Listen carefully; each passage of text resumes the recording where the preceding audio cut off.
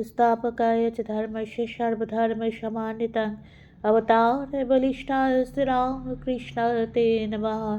ঠাকুর শ্রী রামকৃষ্ণদেবকে স্মরণ করে আজকে আমি আমার রান্নাঘরে তোমাদেরকে যে রান্নাটা দেখাবো সেটা হচ্ছে চিড়ের রুটি। চিড়ে দিয়ে লুচি হয়, চিড়ের পোলাও হয়, কিন্তু চিড়ে দিয়ে আমি তোমাদেরকে দেখাবো চিড়ের রুটি। লুচিটাকে অ্যাভয়েড করার জন্য রুটি করেছি, কারণ লুচিতে কিন্তু তেলটা লাগে প্রচুর, সেই জন্য।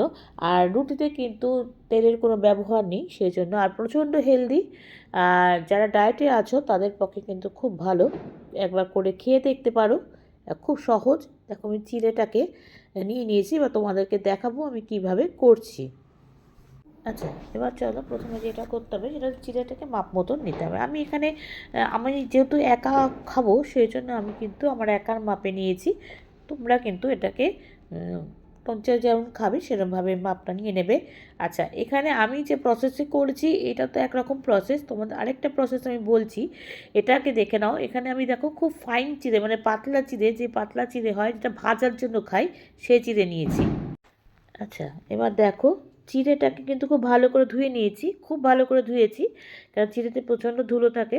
এবার একটু 10 মিনিটের জন্য চিড়েটাকে কিন্তু জল দিয়ে আমি ভিজিয়ে রাখবো। আচ্ছা, 10 মিনিট তো চিড়েটাকে আমি ভিজিয়ে রেখেছিলাম, তো জলটা কিন্তু ভালো করে ছেঁকে নিয়েছি। এবার একটু ময়দা নিয়েছি, যেটা মাখার জন্য, বাইন্ডিংয়ের জন্য কিন্তু ভালো করে এটাকে টাইট করে মাখতে হবে, যেভাবে আমরা আটাটা মাখি সেভাবে। এবার আগে খুব ভালো করে চিড়েটাকে কিন্তু মেখে নিতে হবে। আচ্ছা, আমি তো এই প্রসেসে দেখিয়েছি, তোমরা আরেকটা প্রসেসও করতে পারো, সেটা হচ্ছে চিড়েটাকে শুকনো খোলা একটু হালকা ভেজে নিলে, নিয়ে সেটাকে একটা মিক্সিতে গুঁড়ো করে নিলে, নিয়ে তারপর যেরকম আমরা আটা মাখি সেভাবেও কিন্তু মেখে করতে পারো। তবে আমি একটু ময়দা দিয়েছি, তোমরা এখানে আটাও দিতে পারো, আটাতেও ভালো হবে, কোনো অসুবিধা নেই। আমি এখানে একটু ময়দা দিয়ে, অতটা লাগবে না আমার, অল্প লাগবে, দিয়ে আমি কিন্তু ওটাকে মেখে নেব। এবার আস্তে আস্তে কিন্তু মাখবো। আর একটু যেহেতু চিড়েটা এখানে যেহেতু জলে ভিজিয়ে রেখেছিলাম, সেজন্য কিন্তু একটু নরমই হবে, খুব একটা টাইট হবে না, তাহলে প্রচুর ময়দা দিতে হতো, সেই জন্য কিন্তু আমি অল্প অল্প দিয়ে মাখবো এখন। আচ্ছা, চিড়েটাকে কিছুটা একটু মেখে নিয়েছি ময়দা দিয়ে। তারপরে দেখো এখানে আমি কিছু জিনিস এখানে মেশাবো, সেটা হচ্ছে প্রথমে দিয়েছি একটু নুন। আচ্ছা, নুনের পর দেবো যে একটু স্বাদের জন্য দেবো আর কি। এবার দেবো একটুখানি অরিগানো দেবো, আমার কাছে ছিল, কালো জিরে দিয়েছি, মানে একটু মুখে পড়লে ভালো লাগবে সেই জন্য। আর যেগুলো আমি দিয়েছি সেগুলো আমার কাছে ছিল অ্যাভেলেবেল, তাই জন্য দিয়েছি, তোমাদের না থাকলে কোনো অসুবিধা নেই। আর যা থাকবে তাই, নুন আর কালো জিরে দিয়েও করতে পারো, একটুখানি লঙ্কা কুচি দিলে, এটা তোমাদের মতন ইচ্ছা মতন করতে পারো। চিলি ফ্লেক্স দিয়ে দিলাম। এবার এটাকে কিন্তু অরিগানো দিয়েছি, চিলি ফ্লেক্স দিয়েছি, কালো জিরে দিয়েছি। দেখো এবার একটুখানি কসুরি মেথি দিয়ে দেবো। কসুরি মেথিটাকে একটু হাতে ডলে দেবো, যাতে গন্ধটা সুন্দর হয়, সেজন্য দেখো হাতে ডলে নিচ্ছে, নিয়ে এবার কসুরি মেথিটা এখানে দিয়ে দিলাম, দিয়ে এবার এটাকে ভালো করে কিন্তু মিশিয়ে নেব। আচ্ছা, এবার চলো, এবার খুব আস্তে আস্তে করে এটাকে মেখে নিই, ভালো করে মেখে নিলে, মেখে নিয়ে এটাকে আবার কিছুক্ষণ 10 মিনিটের জন্য রেস্ট রেখে দেবো। আচ্ছা, এটাকে যখন মাখছি হাতে একটু সাদা তেল নিয়ে নেবো, কারণ একটু লেগে যাচ্ছে হাতে, যাতে চট করে ছেড়ে যায়, সেই জন্য কিন্তু একটু তেল লাগিয়ে নেব, নিয়ে এবার এটাকে কিন্তু রুটির যেমন ডো করে সেভাবে মেখে নেব।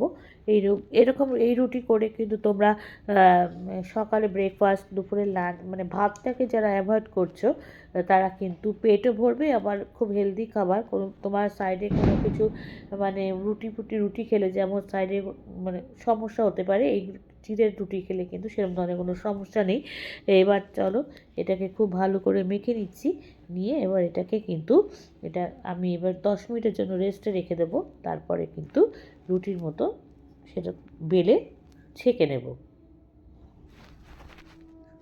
দেখো মাখা হয়ে গেছে, ভালো করে ডোটাকে খুব সুন্দর করে মেখে নিয়েছি কিন্তু। আচ্ছা, এবার এটাকে কিন্তু 10 মিনিটের জন্য আমি এটাকে রেস্টে রেখে দেবো, তারপরে কিন্তু এটাকে রুটি বেলে সেঁকে নেব।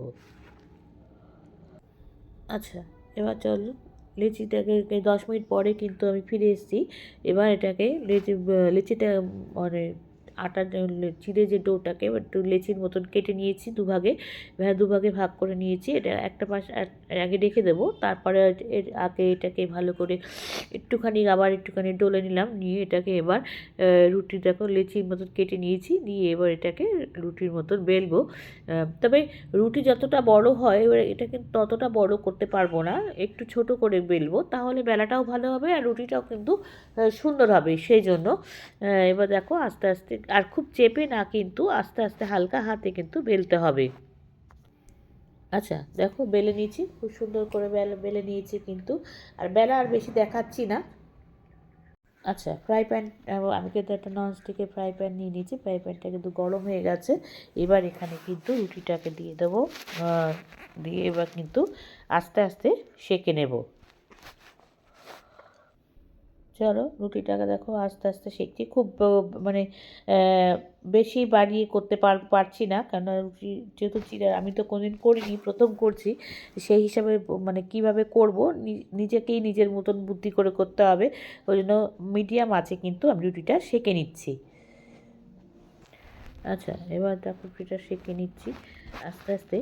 আর মানে এই চিড়ে দিয়ে রুটিটা কিন্তু তোমরা প্রতিদিন খেতে পারো, পেটেরও কোনো সমস্যা হবে না, কেননা চিড়ে এমনিতেই আমাদের পেটের পক্ষে খুব ভালো, আমাদের পেটে কোনো সমস্যা হলে কিন্তু আমরা চিড়ে ভেজানো জল লেবু দিয়ে খাই, সেজন্য এটা পেটের পক্ষে খুব ভালো, আর পেট ভরাও খাবার। চট করে কিন্তু ব্রেকফাস্টে খেতে পারো, টিফিনেও নিয়ে যেতে পারো, অনেকক্ষণ কিন্তু রুটিটা কিন্তু নরম থাকে, এটা পুরো নরমই ছিল। সেজন্য আমি 4টে করেছিলাম, 2টো দুপুরে খেয়েছি, 2টো রাতে খেয়েছি, তো সেজন্য মানে তো সে ততক্ষণ কিন্তু বেশ রুটিটা কিন্তু নরম ছিল। চলো এবার একটা একটা করে রুটিটা করে নিই। আচ্ছা হয়ে গেছে আমার চিড়ে দিয়ে রুটিটা তৈরি একদম। আমি কিন্তু এখানে আলু পেঁয়াজ কলি ভাজা দিয়ে রুটিটা সার্ভ করেছি। এমনি এটা কিন্তু এমনি শুধু গুড় দিয়েও খেতে পারো, কোনো অসুবিধা নেই। তোমরা কিন্তু বাড়িতে অবশ্যই ট্রাই করো, করে জানিও আমাকে লাইক কমেন্টস আর শেয়ারের মাধ্যমে। তোমরা যারা আমার চ্যানেলটাকে সাবস্ক্রাইব করে আমার সঙ্গে রয়েছো তাদের জন্য রয়েছে অসংখ্য অসংখ্য ধন্যবাদ। আর যারা এখনও করোনি তারা প্লিজ চ্যানেলটাকে সাবস্ক্রাইব করে আমার সঙ্গে থেকো। তোমরা সবাই সুস্থ থেকো, সাবধানে থেকো, ভালো থেকো। চলি, টাটা। দেখা হচ্ছে পরবর্তী নতুন কোনো রেসিপিতে তোমাদের সঙ্গে।